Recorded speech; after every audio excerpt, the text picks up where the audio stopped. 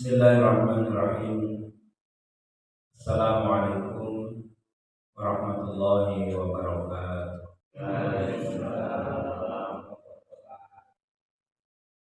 Innal hamdalillah nahmaduhu wa nasta'inuhu wa nastaghfiruh wa na'udzu billahi min shururi anfusina wa min sayyiati a'malina. May yahdihillahu fala mudilla lahu wa may yudlil fala hadiya lahu. Asyhadu an la ilaha illallah wahdahu la syarika lahu wa asyhadu anna Muhammadan abduhu wa rasuluh. Allahumma shalli wa sallim ala sayyidina Muhammad wa ala alihi wa ashabihi ajma'in, amma ba'd. Puji dan syukur mari kita senantiasa panjatkan kehadirat Allah Subhanahu wa taala atas limpahan karunia dan nikmatnya. Alhamdulillah pada pagi hari ini kita dapat bersilaturahmi berjamaah di masjid yang mulia ini. Mudah-mudahan kita mendapatkan kekuatan iman dan juga mendapatkan ilmu yang bermanfaat. Amin ya rabbal alamin. Salawat dan salam tidak lupa kita sampaikan ke hadirat baginda kita Habibana wa Nabiyana Muhammad sallallahu alaihi wasallam, kepada keluarganya, para sahabatnya dan juga segenap umatnya termasuk itu di dalamnya. Hadirin jamaah sekalian yang dirahmati Allah Subhanahu wa taala, kita sekarang di bulan suci Ramadan ini memasuki tahap periode kedua, 10 hari kedua. Sekarang masuk tanggal 18 ya. 2 hari lagi kita akan memasuki 10 hari yang ketiga. Kalau dalam pertandingan itu 10 hari pertama itu babak penyisihan, babak kedua 10 hari kedua babak semifinal, 10 hari ketiga babak final. Nah, ini kita sudah melewati masa penyisihan. Biasanya kalau masa penyisihan itu kan pesertanya banyak, apalagi di awal-awal ya, masih komplit, mesti penuh. Maka di kalau masih harus pasang tenda di jalan untuk memberikan pelayanan kepada jamaah. 5 hari kemudian udah nggak ada yang sholat di bawah tenda, udah nggak ada. Masuk 10 hari tendanya udah dibongkar. Artinya jamaahnya semakin maju loh, bukan maju jumlahnya, maju softnya. Nanti 10 hari kedua tanggal 15 ini, tanggal 18 ini mesti terasa lebih luas. Memang begitu sunatullah. Kalau sudah masuk babak semifinal itu jumlah jamaahnya semakin sedikit. Kenapa? Karena dia tersalin dengan sendirinya. Secara alamiah. Nah, nanti di babak final sedikit lagi siapa yang masih istiqomah, masih konsisten. Nanti kalau babak final sudah selesai, ya, artinya kita lolos dalam babak final, semua akhirnya kita akan dapat piala. Kalau pertandingan kan dapat piala juara, kita dapat juara, piala. Pialanya adalah derajat takwa, begitu ya. Karena memang tujuan disyariatkannya ibadah puasa itu adalah la'allakum tattaqun, agar kamu sekalian bertakwa. Hadirin jamaah sekalian yang dirahmati Allah Subhanahu wa taala, saya ingin menekankan 2 hal dalam kesempatan yang berbahagia. Yang pertama adalah keutamaan interaksi kita dengan Al-Quran karena bulan Ramadan itu dikenal sebagai bulan Quran. Yang kedua tentang masalah syahadat. Yang pertama, dalam Al-Quran Allah Subhanahu wa Ta'ala berfirman, A'udzu billahi minasyaitonir rajim. Bismillahirrahmanirrahim. Syahrul Ramadan alladzi unzila fihi al-Qur'an hudan lin-nasi wa bayyinatin minal huda wal furqan. Syahrul Ramadan, bulan Ramadan, alladzi unzila fihi al-Qur'an, yang diturunkan di dalamnya Al-Qur'an, hudan sebagai petunjuk, lin-nasi bagi umat manusia, wa bayyinatin minal huda wal furqan, dan sebagai penjelas dari petunjuk itu, wal furqan, dan sebagai pembeda antara yang hak dengan yang batil. Jadi bulan Ramadan ini dikenal dengan bulan Quran. Bahkan Rasulullah setiap kali ada di bulan suci Ramadan didatangi oleh malaikat Jibril untuk tadarus Al-Quran. Setiap hari Rasulullah tadarus Al-Quran bersama malaikat Jibril. Untuk apa? Untuk memastikan bahwa Al-Quran yang sampai kepada Rasulullah dan yang dihafal Rasulullah tidak ada kesalahan. Bahkan dalam satu riwayat penentuan letak-letak ayat dan surat di dalam Al-Quran yang sekarang ada dalam Mushaf Utsman ini adalah juga hasil dari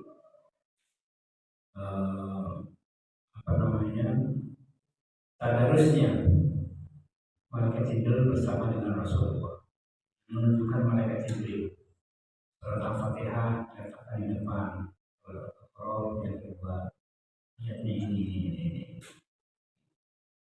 Terus sampai surat An-Nas urutannya begitu, seperti yang sekarang ini adalah hasil dari tadarusnya Rasulullah SAW bersama dengan malaikat. Nah, artinya bahwa Rasulullah SAW jika berada di bulan Ramadan sangat intens interaksinya dengan Al-Quran. Nah, tentu kita sebagai umatnya harus menjadikan bulan Ramadan ini sebagai syahrul Quran, sebagai bulan Quran. Karena memang Rasulullah Shallallahu Alaihi Wasallam mendapatkan Al-Quran yang menyebabkan Rasulullah menjadi orang yang paling mulia, Nabi yang paling mulia. Karena Al-Quran itu nempel kepada siapapun, kepada apapun, akan menyebabkan mulia yang ditempelinya. Mungkin beberapa waktu yang lalu juga saya pernah menyampaikan. Misalnya Al-Quran nempel di kertas selembar, lembar kertas mungkin tidak terlalu banyak nilainya kalau tidak dianggap nggak ada, kurang bernilai. Tapi begitu lembaran kertas itu ditulis dengan ayat-ayat Al-Quran, ditulis dengan surat Al-Fatihah, Bismillahirrahmanirrahim, Alhamdulillahirabbil alamin, Ar-Rahmanir-Rahim,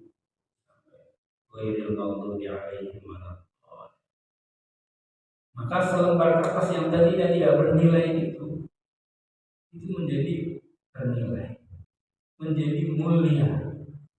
Jadi seseorang tidak boleh naruh sembarangan kertas selembar yang ada tulisan surat Al-Fatihah. Bahkan kalau kita mau ke kamar mandi nggak boleh itu dibawa. Kenapa? Karena kertas itu jadi mulia, ada tulisan Al-Quran. Padahal sebelum ditulis Al-Quran, kertas mau dibuang juga. Nah, tapi begitu dengan adanya tulisan Al-Quran, lembaran kertas itu menjadi berbeda. Tidak boleh sembarangan. Karena di sana ada firman-firman Allah.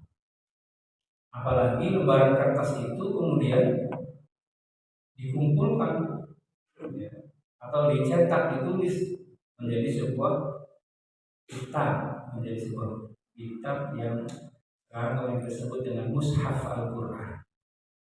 Maka dia sembarangan ditaruh mushaf Al-Quran, taruh di lantai dan memuliakan Quran. Bahkan ketika kita mau memegang Quran juga kita harus punya wudu, ya. La yamassuhu illal mutahharun, dan jangan menyentuhnya kecuali, ya, dalam keadaan suci. Di Quran yang murni, yang tidak ada terjemahnya, itu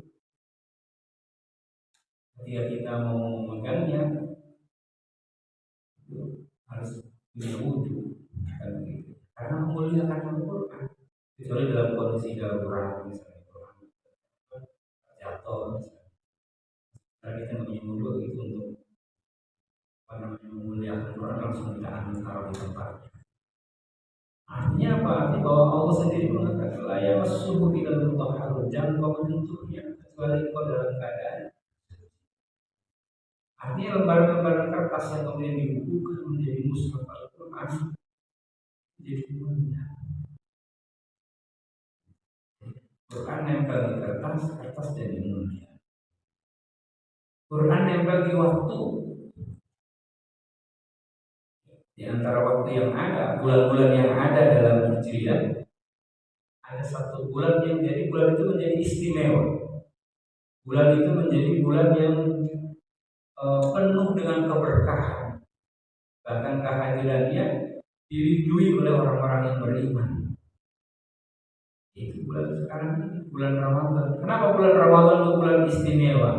Bulan yang dimuliakan oleh Allah. Karena di bulan Ramadan itu Allah menurunkan Al-Quran, sehingga bulan itu jadi bulan berkah. Bulan itu menjadi bulan yang istimewa. Seluruh waktunya mustajabah, pahala dilipat gandakan sama Allah. Kenapa mulia? Karena bulan itu adalah bulan diturunkannya Al-Quran. Jadi Quran nempel sama waktu, waktunya jadi mulia. Di antara hari-hari dalam bulan suci Ramadan ada satu malam yang kebaikannya lebih baik dari 1000 bulan. Ya. Kenapa lebih baik dari 1000 bulan? Karena pada malam itu malam diturunkannya Al-Quran. Bayangkan, sebaik-baik bulan Ramadan. Karena itu bulan Al-Quran. Sebaik-baiknya malam di dalam bulan Ramadan adalah malam Lailatul Qadar. Kenapa disebut malam itu malam yang istimewa? Karena malam itu diturunkan Al-Quran. Bagaimana firman Allah? Inna anzalnahu fi lailatul qadar. Inna anzalnahu, sesungguhnya kami menurunkannya fi lailatul qadar, pada malam Lailatul. Mama adraka ma Lailatul Qadar. Maka tahukah kamu sekalian apakah malam Lailatul Qadar itu? Lailatul Qadri khairu min alfi syahr. Malam Lailatul Qadar itu adalah malam yang kemuliaannya lebih baik, khairun, lebih baik min alfi syahr, dari 1000 bulan. Artinya apa? Artinya kalau kita ibadah pada malam itu, malam Lailatul Qadar, maka sama halnya kita ibadah selama 1000 bulan, yang kalau dikonversi ke dalam tahun 83 tahun. Kita ibadah satu malam, tapi nilai ibadah itu sama dengan 83 tahun. Luar biasa. Apalagi kalau kemudian Allah takdirkan, Allah karuniakan kepada kita, misalnya selama seumur hidup kita, sejak balik sampai sekarang, atau sampai nanti ajal menjemput kita, misalnya Allah anugerahkan kepada kita, misalnya 3 kali saja mendapatkan keutamaan malam Lailatul Qadar. Bayangkan, kalau satu kali kita sama dengan ibadah 83 tahun, berarti kalau 3 kali selama umur hidup kita, 83 kali 249 tahun. Padahal usia kita juga belum tentu sampai situ. Tapi karena keutamaan malam Lailatul Qadar, nilai ibadah kita sama dengan bahkan lebih baik khairun dari 249 tahun. Jadi luar biasa. Quran nempel sama waktu, maka waktu itu jadi mulia. Al-Quran diturunkan kepada Nabi, yaitu Nabi Muhammad Sallallahu Alaihi Wasallam. Maka Nabi Muhammad menjadi makhluk yang paling mulia, Sayyidul Anbiya, tuannya, penghulunya para nabi dan rasul. Maka nabi dan rasul yang paling mulia di antara nabi sebelumnya adalah bagi Nabi Muhammad SAW. Bahkan namanya disematkan di arsy bersanding dengan nama Allah Subhanahu wa taala. Asyhadu an la ilaha illallah wa asyhadu anna Muhammadar Rasul. Maka Nabi menjadi semulia-mulianya Nabi, sebaik-baiknya Nabi. Yang Quran nempel pada seorang Nabi dan Rasul. Al-Quran nempel di dalam dada manusia. Orang kemudian menghafal Al-Quran sampai kemudian hafiz atau hafizun. Maka orang yang hafal Al-Quran hidupnya dimuliakan sama Allah. Gak ada ceritanya orang yang hafal Al-Quran kemudian hidupnya sengsara. Hidupnya akan dimuliakan oleh Allah. Bahkan bukan hanya di dunia, sampai masuk alam kubur dimuliakan. Bahkan nanti pada saat dibangkitkan pun dia menjadi makhluk yang mulia karena dalam dadanya ada Al-Quran. Orang yang hafal Quran ketika sudah meninggal, itu jasadnya bahkan kain kafannya tidak bisa disentuh oleh binatang yang ada di dalam tanah. Mungkin kita sering mendengar jika ada pembongkaran makam, misalnya di Masjidil Haram, suasana area Masjidil Haram, akhirnya membongkar makam-makam yang ada di sekitarnya. Itu dibongkar. Padahal makam itu usianya beratusan tahun. Jika dibongkar, subhanallah, itu jenazah seperti baru dikubur, kulitnya masih utuh, kain kafannya seperti masih putih bersih seperti baru dikubur. Padahal itu kuburan sudah ratusan tahun usianya. Kenapa masih utuh? Ternyata dia itu penghafal Al-Quran. Di orang yang hafal Al-Quran, binatang yang ada dalam tanah itu tak berani menyentuh. Jangankan tubuhnya, kain kafannya rancang. Dan bukan hanya di Arab Saudi, bukan hanya di Mekah, di berbagai wilayah tempat termasuk kita di Indonesia juga banyak terjadi seperti itu. Terjadi kuburan, kuburan itu masih utuh, padahal sudah puluhan tahun atau sudah bertahun-tahun. Ini menunjukkan bahwa jenazah yang di dalamnya ada Al-Quran, dadanya ada Al-Quran, itu jadi mulia. Padahal biasanya kalau orang meninggal, jangankan mingguan, harian, beberapa jam setelah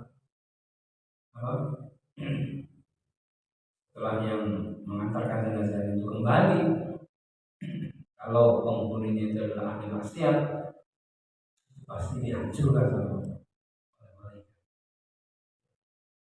Yang pernah terjadi itu di salah satu komplek PPU di Jakarta. Ternyata apa namanya ada kesamaan nama. Yang meninggal itu 2 orang yang mau dikubur saat itu gitu. Di blok ini bulan, blok sana juga bulan namanya sama. Begitu sudah datang jenazah yang duluan, harusnya dikuburkan di sana, dikuburin di situ. Udah rapi, udah selesai proses apa namanya pemakamannya. Begitu mau pulang, ini yang jenazah yang mau dikubur ini datang.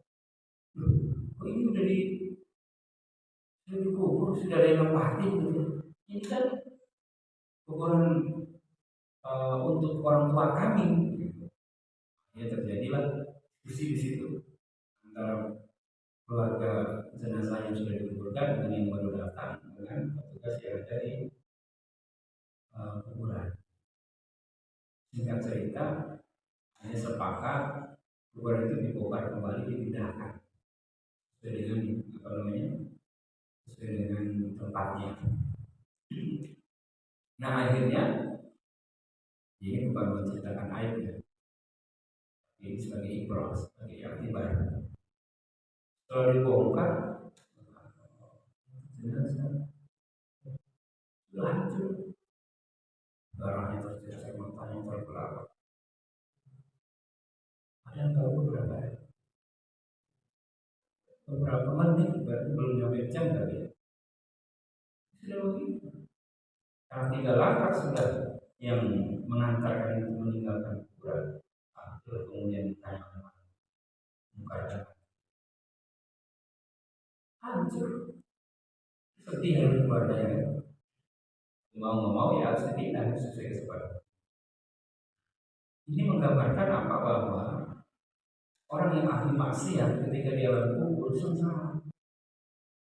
Tapi sebaliknya orang yang ahli Quran, orang yang ahli Quran, jangankan tubuhnya, tadi kain kafannya saja masih. Nah ini kan kemuliaan Al-Quran. Nah oleh karena itu hadirin jamaah sekalian yang dirahmati oleh Allah, maka di bulan Al-Quran ini, di bulan turunnya Al-Quran ini, di bulan yang mulia, seyogianya kita sebagai orang yang beriman meningkatkan interaksi kita dengan Al-Quran. Sekarang ini kita berada di tanggal 18 Ramadan. Ya, masih ada waktu 12 hari lagi untuk kita menghatamkan Al-Quran. Karena seharusnya semalas-malasnya orang mukmin itu minimal 1 kali hatam. Minimal 1 kali hatam. Bagi yang sudah bisa membaca Al-Quran. Bagi yang belum bisa membaca Al-Quran, harusnya belajar, meningkatkan bacaan Qurannya yang tadinya belum bisa jadi bisa, yang sudah bisa jadi lancar. Jadi dari waktu ke waktu ada peningkatan. Yang sudah lancar, ya, astagfirullah khairan, berlomba-lomba untuk menghatamkan Quran. Karena Quran ini luar biasa. Dalam berbagai hadis dijelaskan. Di antaranya misalnya Rasulullah bersabda, "Iqra'u al-Qur'an." Iqra'u, bacalah oleh kamu sekalian Al-Qur'an, Al-Qur'an. Fa innahu, karena sesungguhnya Al-Qur'an itu ya'ti yaumal qiyamah, nanti akan datang pada hari kiamat, syafi'an li ashabi, menjadi penolong, menjadi syafaat bagi yang membaca. Jadi pada saat kita membutuhkan pertolongan, di mana tidak ada yang bisa memberikan pertolongan, harta tidak bisa menolong kita, jabatan tidak bisa menolong kita, keluarga tidak bisa memberikan pertolongan kepada kita. Hanya amal soleh yang bisa memberikan pertolongan bagi kita. Salah satunya adalah bacaan Al-Quran. Bahkan dalam hadis yang lain dijelaskan, Asyam wal Qur'an yasfa'ani lil 'abdi yaumal qiyamah. Asyamu puasa wal Qur'an dan bacaan Al-Qur'an yasfa'ani akan memberikan syafaat keduanya lil abdi bagi hamba yang melakukannya yaumal qiyamah pada hari. Wa yaqulu siyam, puasa nanti akan ngomong di hadapan Allah pada saat nanti hari akhir. Besok perhitungan amal kita berubah menjadi makhluk yang akan bisa ngomong di hadapan Allah, menjadi hujah di hadapan Allah. Apa yang dikatakan oleh puasa? Ay Rabbi mana'tu ta'am wa syahwat bin nahar. Wahai Tuhanku, aku telah mencegah si hamba ini dari makan di siang hari dan melampiaskan syahwat, melampiaskan syahwat di siang hari di bulan Ramadan. Nah, maka tercegahnya kita dari makan dan melampiaskan syahwat di siang hari di bulan Ramadan, maka ini yang menyebabkan kemudian puasa kita menjadi penolong. Pasafid di pada hari ini dia meminta syafaat.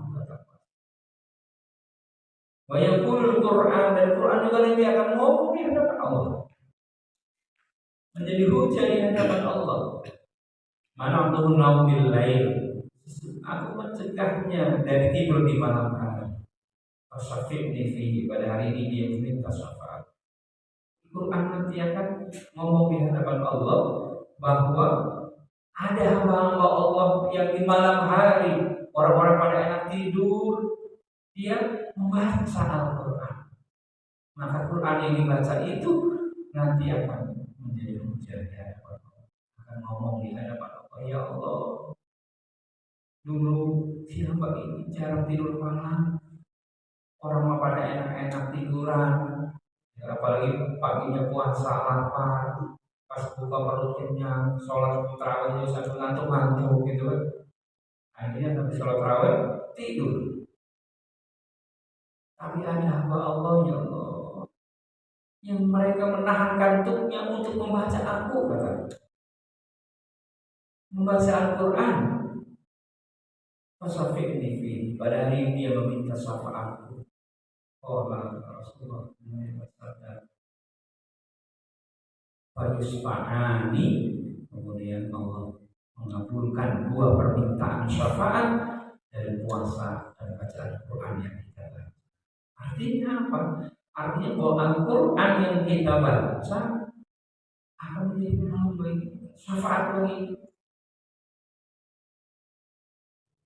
selain akan membuat mulia bagi kehidupan kita, Quran juga akan menjadi syafaat.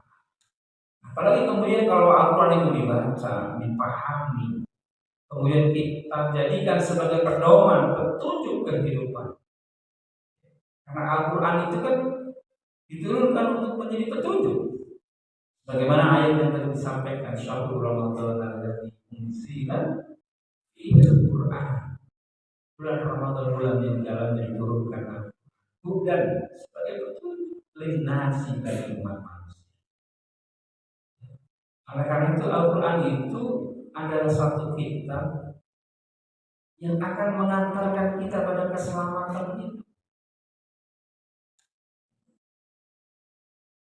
Al-Quran itu yang akan menunjukkan kita pada jalan kebahagiaan ketika Quran itu dijadikan pedoman. Karena Al-Quran itu mukjizat Rasulullah yang paling luar biasa.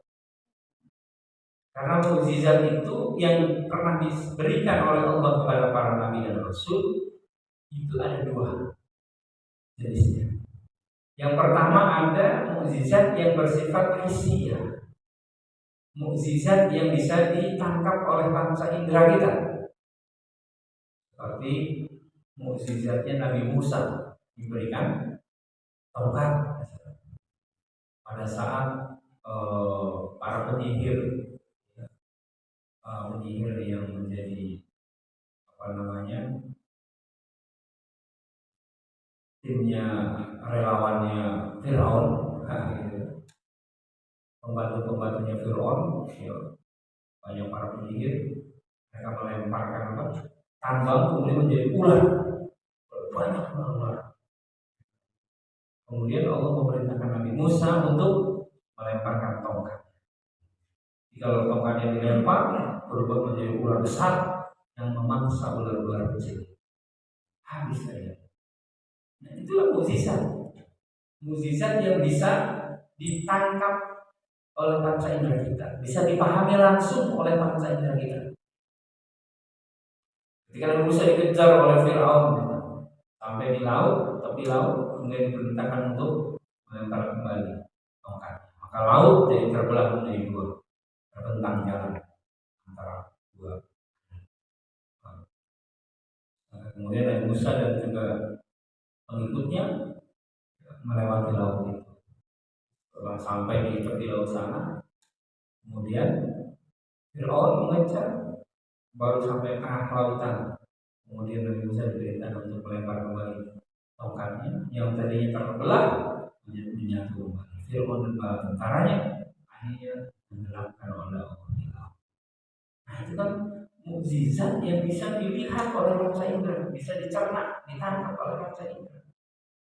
Nabi Ibrahim dibakar, tapi kemudian api menjadi dingin, tidak bisa membakar tubuh Nabi Ibrahim alaihissalam. Itu namanya mukjizat. Nabi Isa bisa menyembuhkan orang yang buta dari sejak kecil, bisa menghidupkan yang sudah mati, gitu kan? Itu mukjizat yang bisa ditangkap langsung, dicerna langsung oleh panca indera. Rasulullah juga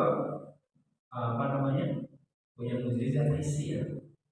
Ketika ditantang oleh orang-orang kafir, kalau kamu benar seorang nabi, seorang rasul, coba belah itu bulan. Kan begitu. Maka kemudian Allah berdoa agar bisa membelah bulan. Dan kemudian bulan itu terbelah. Jadi kalau bulan itu sebenarnya retak ya, kayak belah gitu.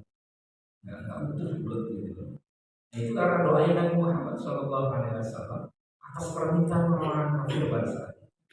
Tapi begitu sudah terbelah, ya, karena memang tujuannya juga ingin merendahkan baginda Rasul, nah ini tidak masuk Islam juga.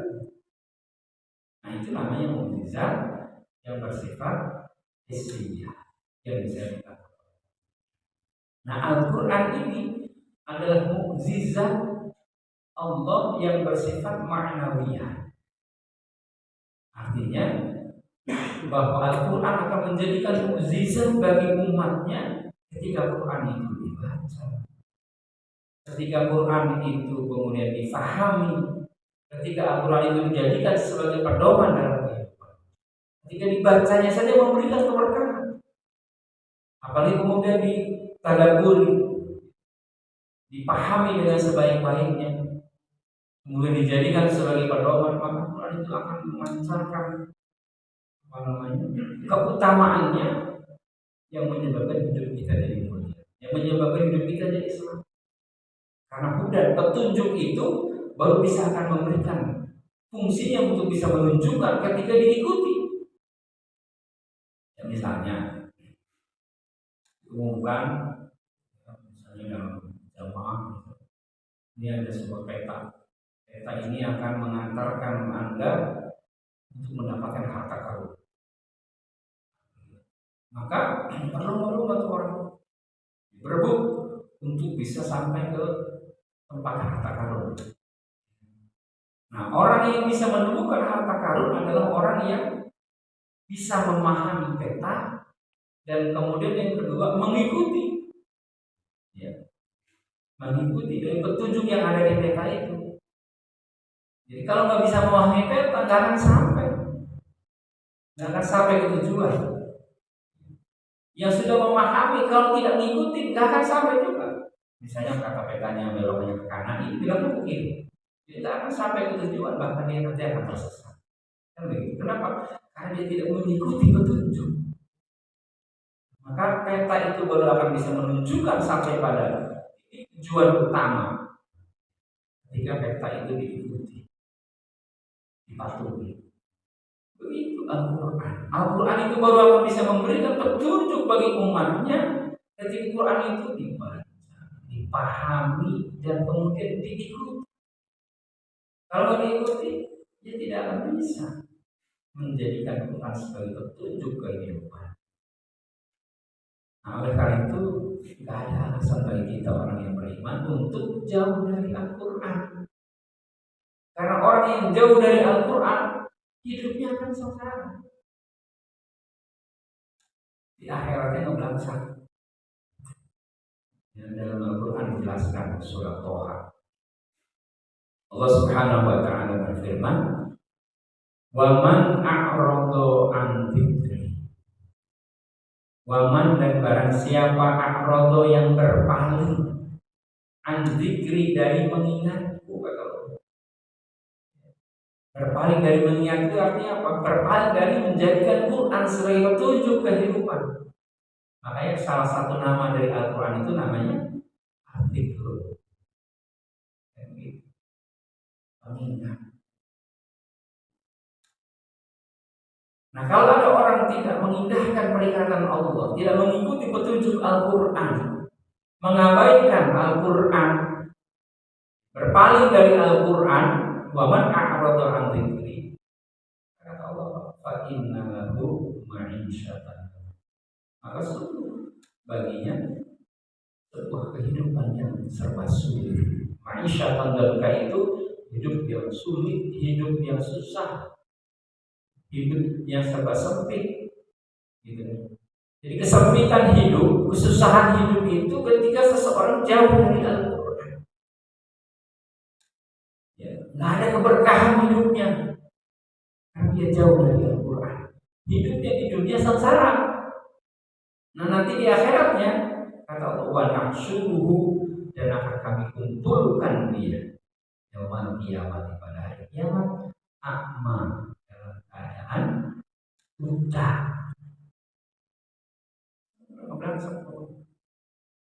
Orang yang hidup di dunia ya nggak bisa melihat kan agak susah, ya. Di akhirat lebih susah lagi kalau nggak bisa lihat. Orang yang bisa melihat saja dalam kondisi payah, apalagi orang dalam kondisi. Nah, oleh karena itu sekali lagi bahwa Al-Quran lah yang akan menyelamatkan, akan menunjukkan kita kepada jalan. Ada.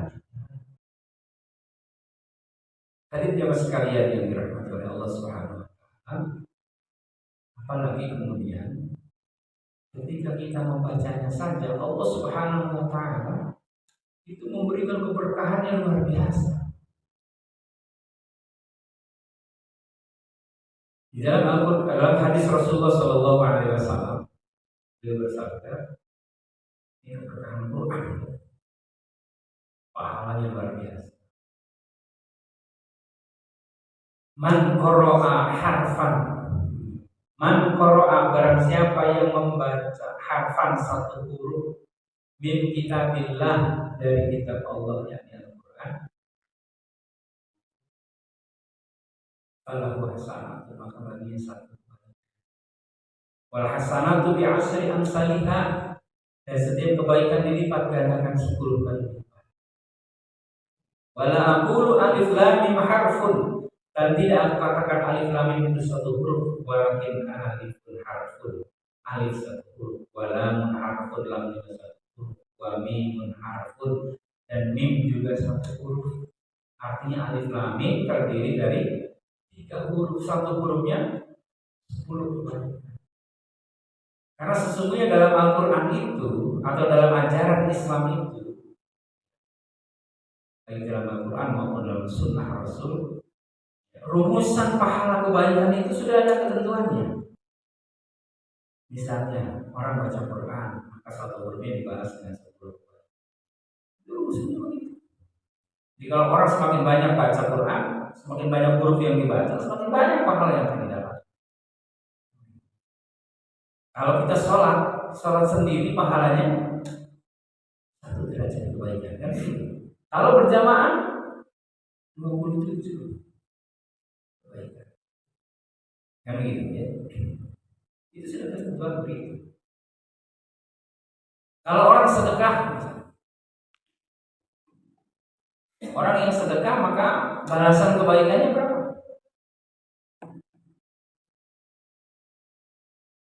Setiap sedekah yang kita keluarkan oleh Allah akan dibalas dengan 700 kali lipat. Makanya ada satu kesempatan Sayyidina Utsman bin Affan itu mengimpor bahan pokok makanan ya, dari luar Madinah.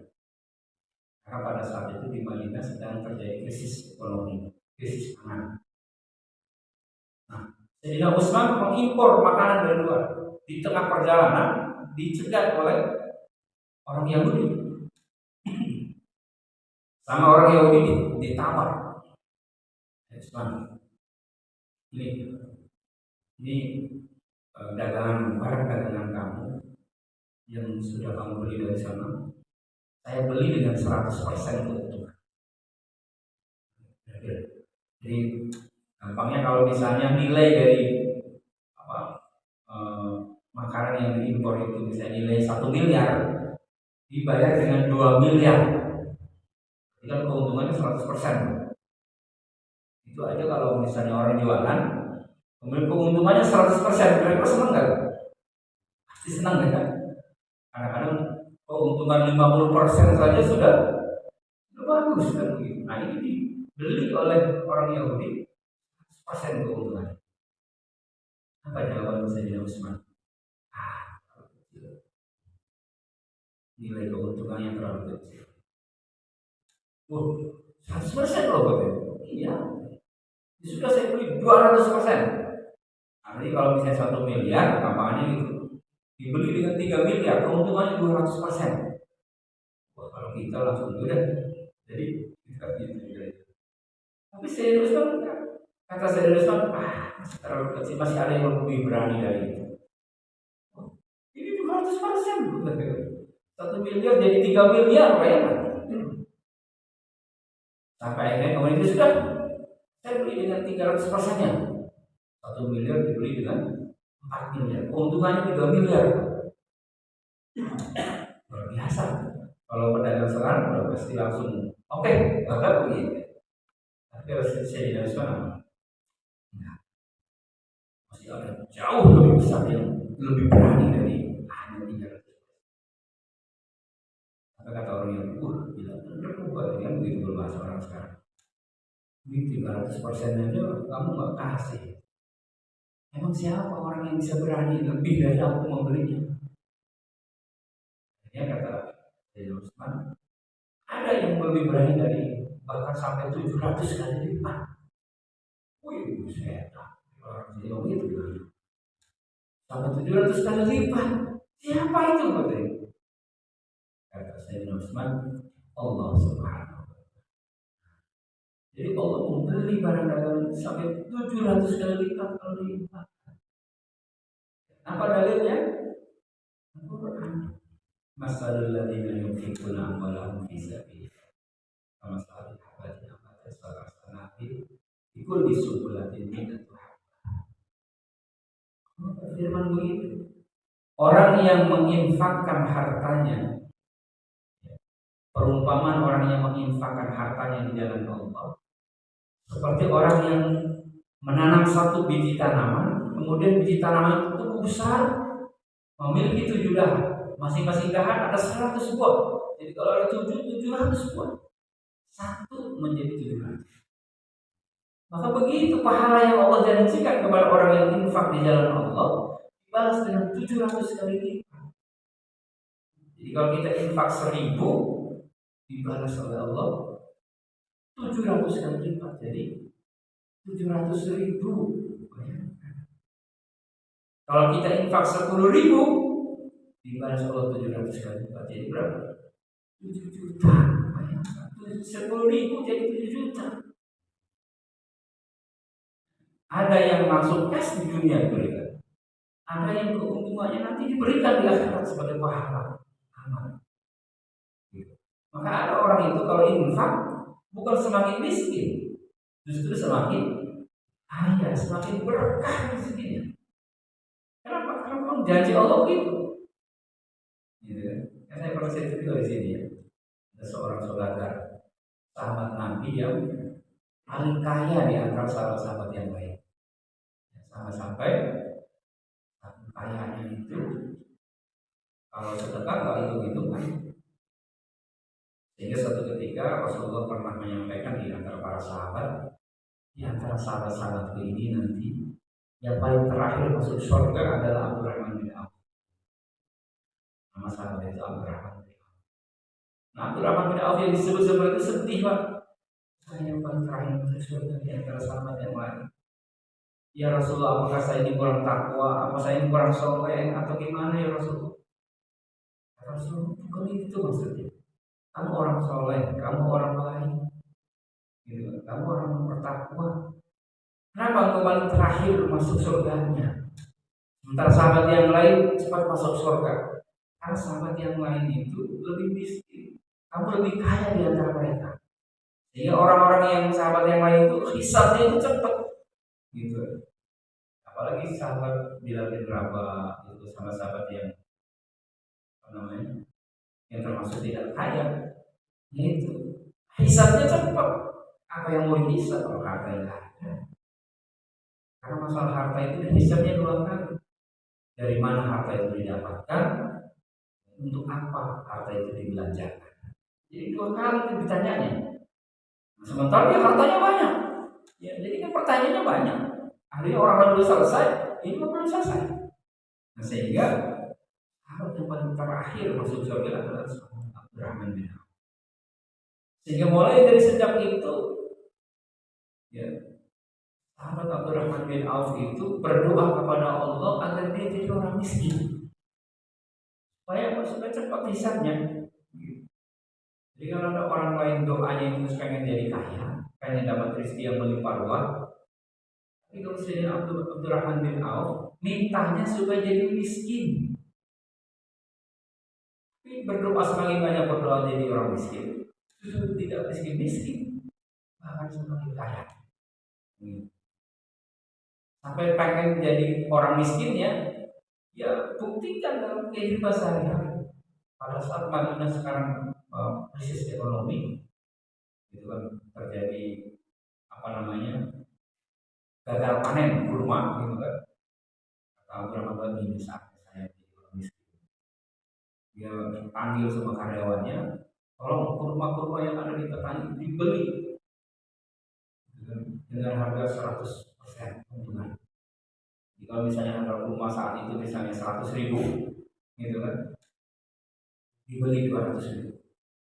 Padahal kurmanya kurma busuk, gitu. Banyak yang gagal panen. Sampai para karyawannya kan bingung. Wahai tuanku, apa nggak salah ini beli kurma dengan harga 2 kali lipat? Padahal kurmanya busuk, nggak bisa dimakan. Abdurrahman bin Auf, udah beli aja, buang-buang buah, kata orang Jawa gitu. Mau beli apa terserah buah, katanya. Udah pokoknya beli. Kamu tidak akan dirugikan, kamu akan dibayar sesuai dengan apa namanya, ketentuan. Maka kurma-kurma dari para petani itu beli per karung-karung. Terus gimana diapain ini kurma? Udah, biar masukin aja ke gudang. Masukin ke gudang. Berhari-hari, berminggu, berbulan-bulan. Akhirnya miskin, jadi miskin kan. Karyanya udah sangon yang cukup, udah jadi miskin, senang dia. Sehari, 2 hari, seminggu, sebulan, bulan ketiga, kurang lebih.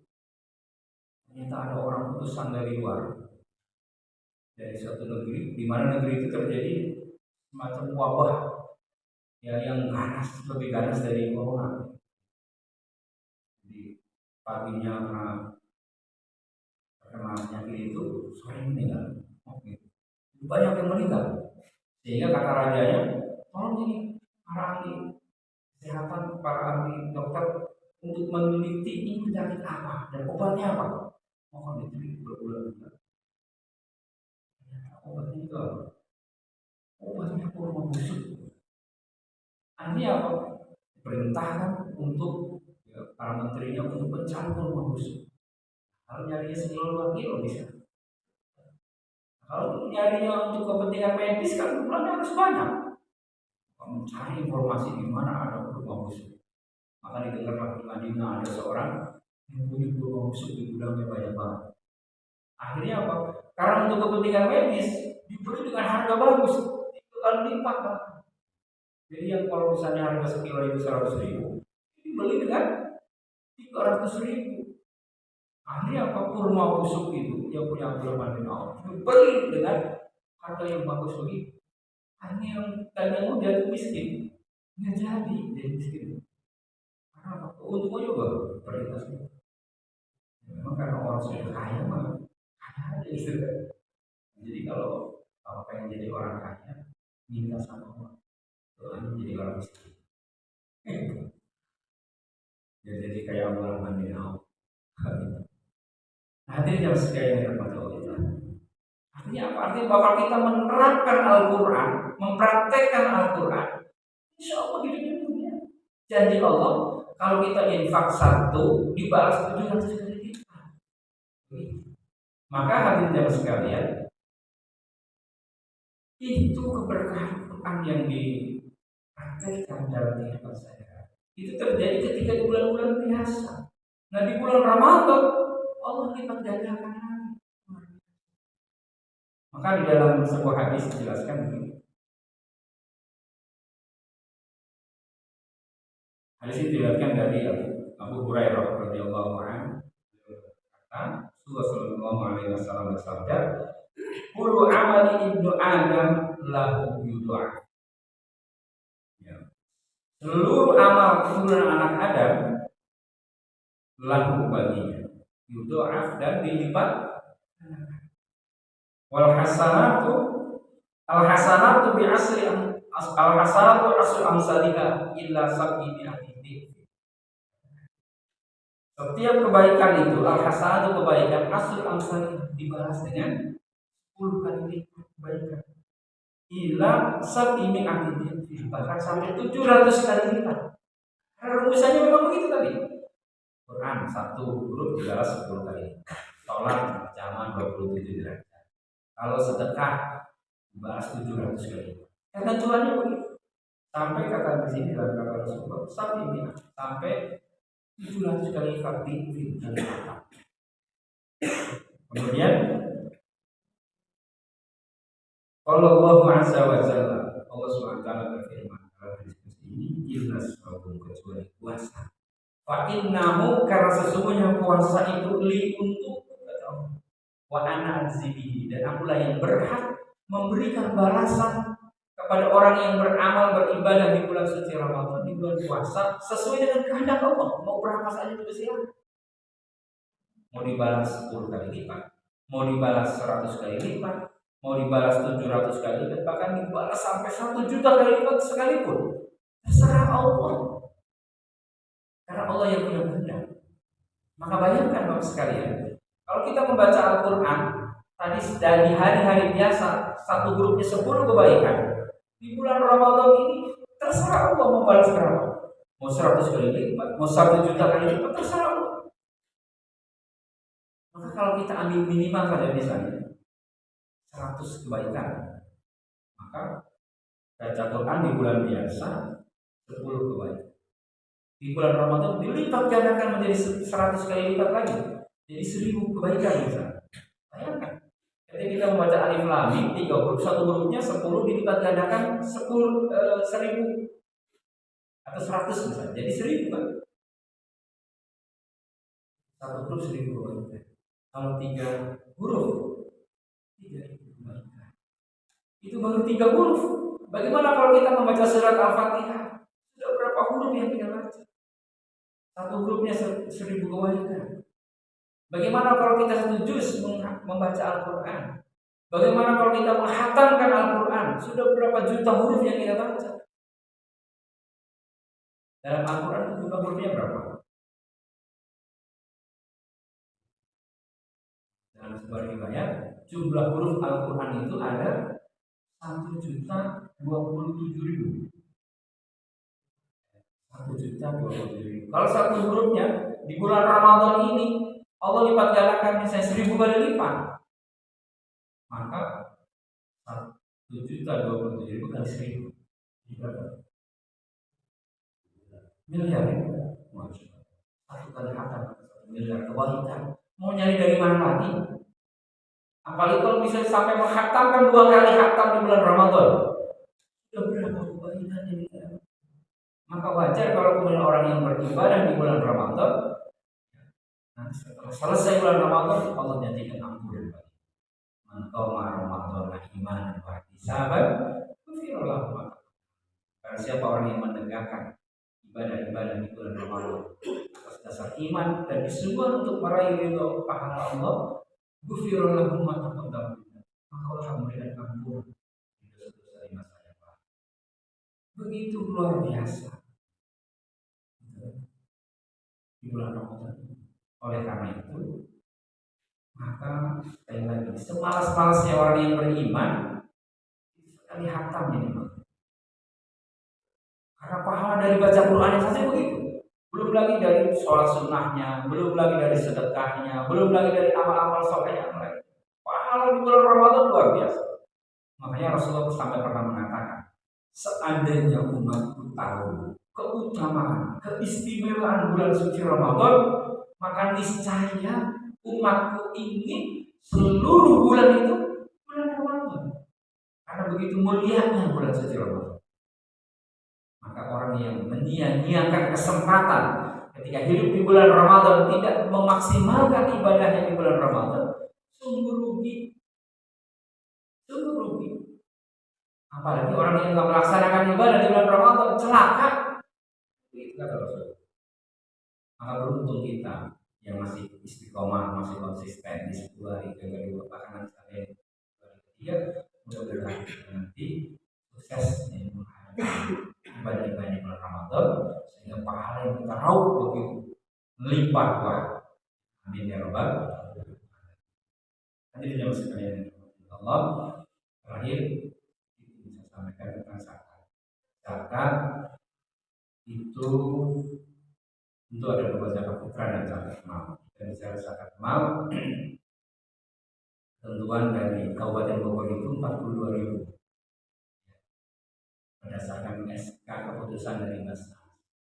Tapi kemudian di tingkat kecamatan kita diskusi dengan MUI, dengan Basnas kecamatan, dan dengan kiai yang ada di tingkat kecamatan, sepakat bahwa untuk sasak panjang SK sudah ada itu 37.500 tambah 2.500 untuk infak. Jadi jumlahnya 40. Itu surat edaran yang diberikan oleh Ketua Basnas Desa Sasapannya. Jadi 2.500 untuk infak.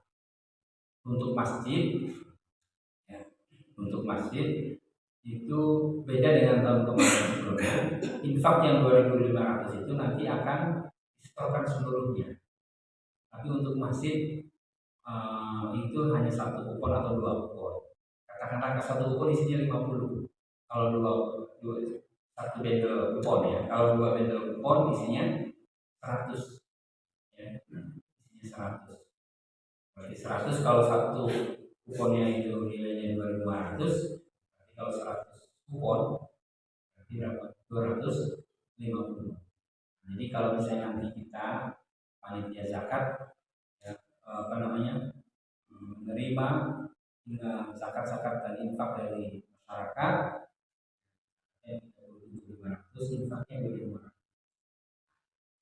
Nanti kalau misalnya yang zakat melalui Masjid Al-Madinah misalnya ada 150 orang, yang disetorkan hanya 100 saja. Jadi yang disetorkan hanya 100 kupon. Kalau misalnya dapat 2 bundel kupon, tergantung nanti dapatnya berapa bundel dari basis saya RW RT. Nah nanti jamaah juga kan kadang-kadang ketika bayar zakat berapa 40, ininya apa zakatnya 3,5, jadi uangnya 10.000, udah 50.000 misalnya, udah yang sisanya buat zakat, buat infak saja. Kenapa? Tapi tetap nanti yang disetorkannya 2.500. 10.000 berarti dikelola oleh itu ya Pak ya. Ini saya menyampaikan amanah saja dari pengurus Basnas tingkat desa, unit PZ, unit pengelola zakat tingkat desa. Jadi kalau misalnya nanti infaknya, bukan zakatnya nih, infaknya misalnya dapat 500.000 atau dapat 1 juta misalnya, maka yang disetor hanya 200. Kalau dapat 2 bendel, kalau dapatnya cuma 1 ya sudah 50. 50 dikali 2.500 berarti 125. Jadi kan dapatnya 1 juta lebih, udah disetorin cuma 125. Kira-kira begitu. Ya. Nah kemudian untuk zakat fitrah seluruhnya dibagikan. Jadi nggak usah disetorin ke desa. Seluruh dibagikan ke mustahik yang ada di. Dan untuk panitia saya mengulang kembali apa yang saya sampaikan tahun yang lalu. Untuk panitia tidak boleh mendapatkan dari bagian zakat fitrah kalau dia bukan mustahik. Ya, misalnya dia orang cukup, gitu kan, kaya juga tidak tapi cukup, artinya bukan termasuk mustahik, bukan termasuk fakir miskin yang lapang asmat. Ya. Maka panitia tidak berhak untuk mendapatkan bagian dari zakat kecuali dia salah satu mustahik, bisa fakir miskin atau fisabilillah, maka boleh tidak. Karena panitia itu bukan amil. Amil itu harus orang yang sehari-harinya mengelola dana zakat, menerima dan mengelola dana zakat. Kalau yang sifat insidentil seperti kita ini yang kerjanya hanya tahunan, maka itu bukan amil, tapi panitia saja. Nah, terus bagaimana dong? Kan panitia kan ikut lelah dan sebagainya. Maka diambil dari dana infak yang tadi. Misalnya kalau fakir miskin, dapatnya misalnya berasnya 6 liter, kemudian uangnya 100.000 gitu. Ya panitia nggak apa-apa dikasih 200.000 dari dana infak yang ada. Gitu ya. Jadi jangan mundur dari zakat. Karena zakat itu sudah ada asnafnya, sudah ada ketentuan mustahiknya. Termasuk fidyah, kalau ada yang bayar fidyah, itu dipisahkan. Fidyah itu hanya untuk fakir miskin, hanya untuk to'am miskin. Jadi nggak boleh fidyah itu diberikan ke ustaz, nggak boleh. Bisa ustaz yang miskin boleh. Ya. Kalau di sini ustaznya nggak miskin, ustaznya kaya-kaya. Amin. Alhamdulillah. Ya, alhamdulillah. Ya, misalnya, iya, Ustaz Ali bisa ini, Ustaz Ali ini uang fidyah jangan, Ustaz Ali tidak dikasih. Kasih zakat boleh dari asnaf, kurang lebih mohon maaf kalau ada hal-hal yang mau diskusikan. Assalamualaikum warahmatullahi wabarakatuh. Waalaikumsalam. Terima kasih atas waktunya.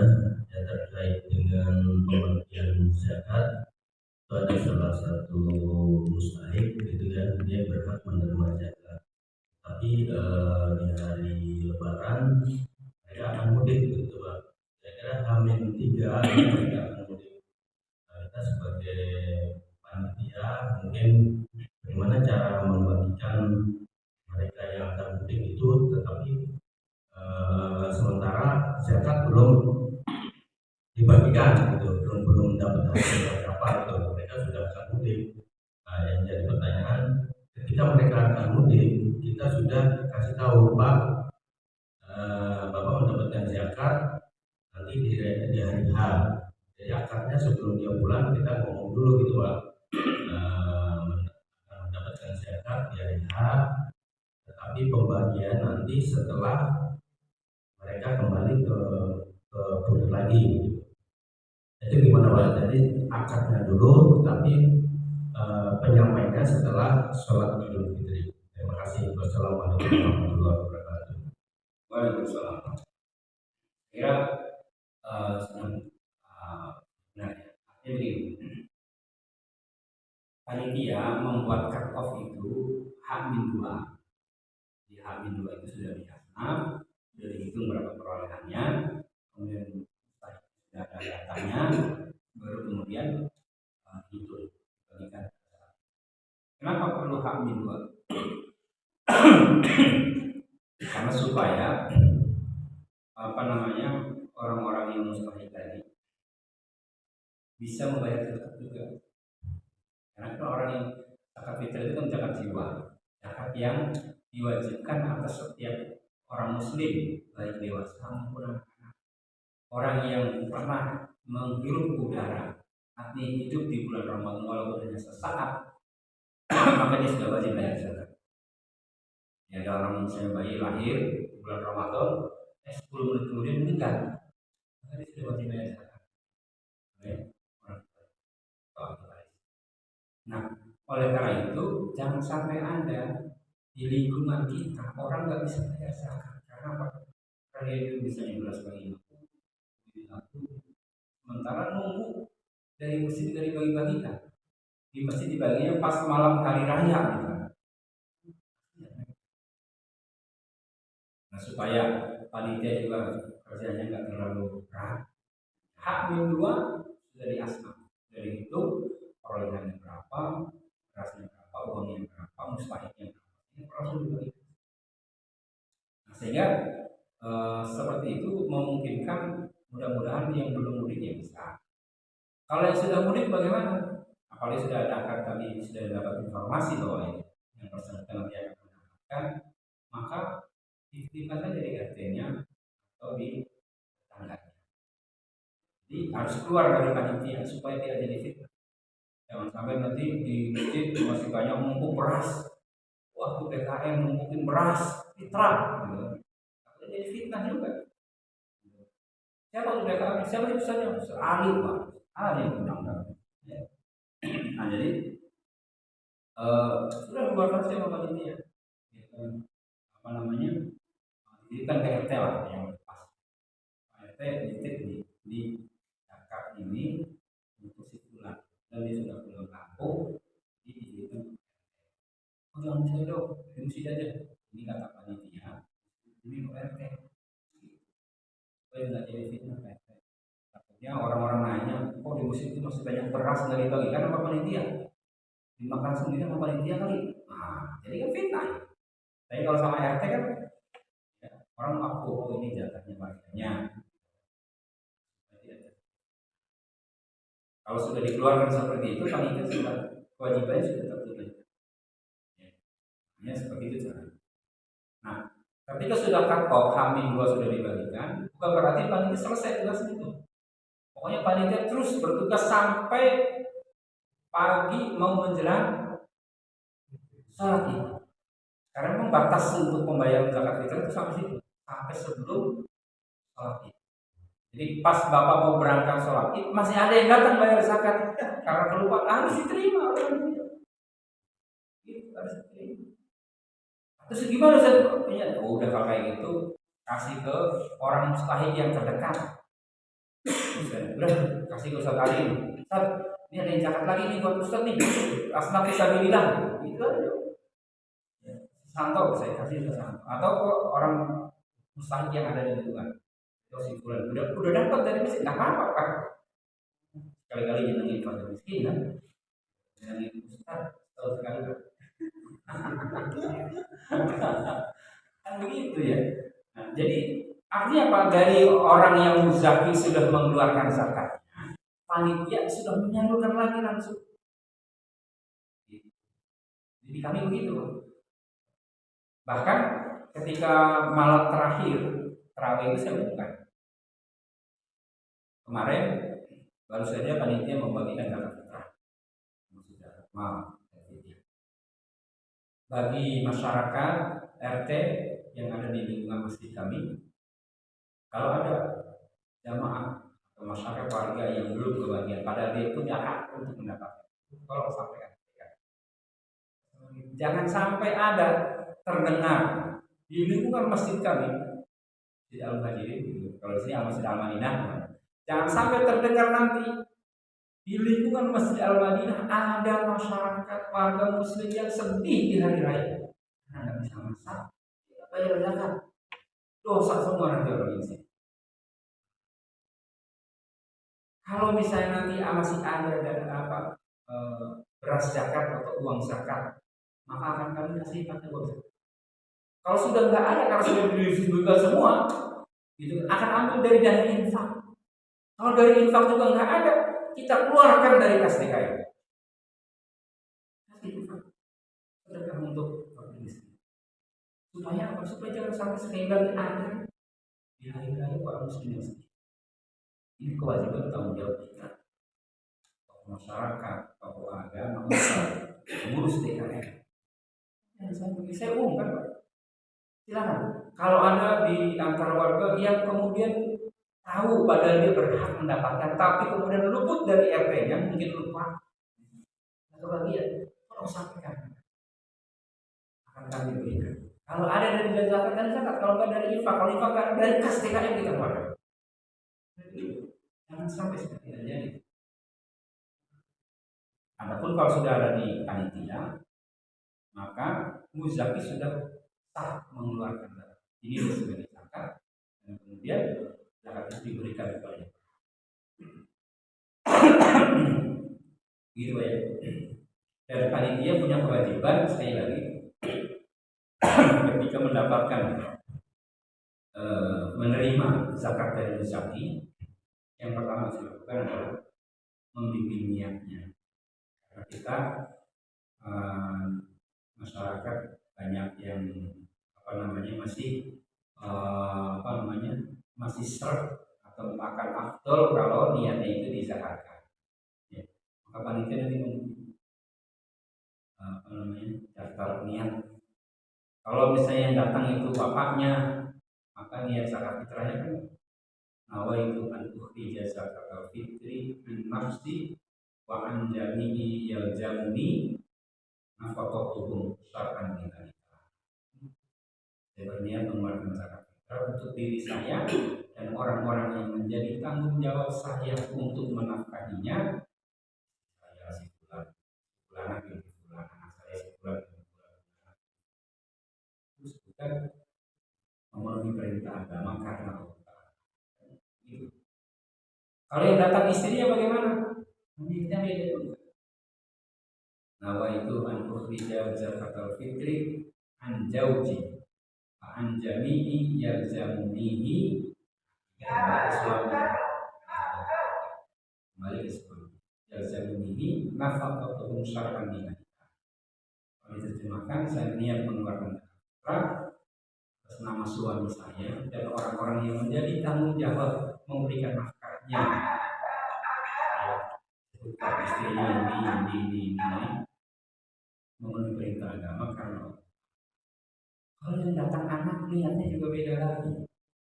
Nawaitu an ukhrija zakatal fitri an abi wa an jami'i yalzamunihi nafaqatuhum syar'an min. Saya niat mengeluarkan zakat fitrah nama bapak saya dan orang-orang yang menjadi tanggung jawab untuk memberikan nafkahnya memenuhi perintah agama. Nah, setelah kemudian membimbing niat, kemudian saya kabul ya. Nah, ini saya terima yang pas zakatnya mudah-mudahan. Doakan ajarallahu fima.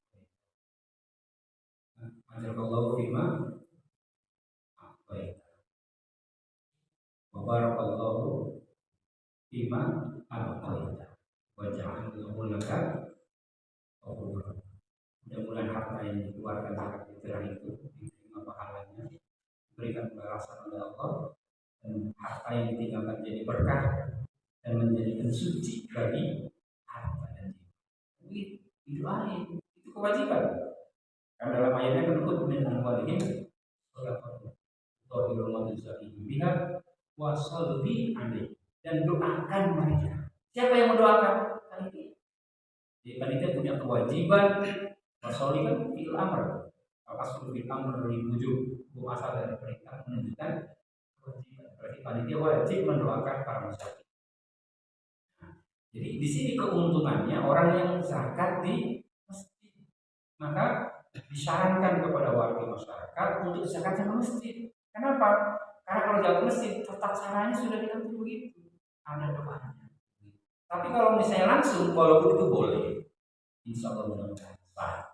Tapi ada yang kurang afdol niatnya, kemudian doanya. Jarang kan misalnya, jika misalnya seseorang zakatnya langsung ke mustahil, ya kan? Karena ada itu di kampung-kampung yang zakatnya itu kalau zakat ke dukun parajinya. Ya, dulu waktu lo lahir itu yang bantu emak itu, jadi kamu zakatnya kamu ke sana. Maka kita lihat dia mustahik atau bukan. Kalau dia termasuk salah satu mustahik, maka zakatnya sah. Tapi kalau dia bukan mustahik, misalnya, ya nggak sah zakatnya. Nah, itu kan. Belum lagi kalau apakah dia mendoakan apa enggak itu. Nah, kan sehingga nggak afdol itu. Makanya kemudian ini perlu edukasi masyarakat di samping supaya apa, ketika dikelola oleh masjid pengaturannya lebih rapi, ya, lebih merata pembagiannya. Saya kira itu ya. Mudah-mudahan ada manfaat. Ya, cukup. Ya, sebelumnya nanti akan tanya-tanya sama Ustaz atau saya.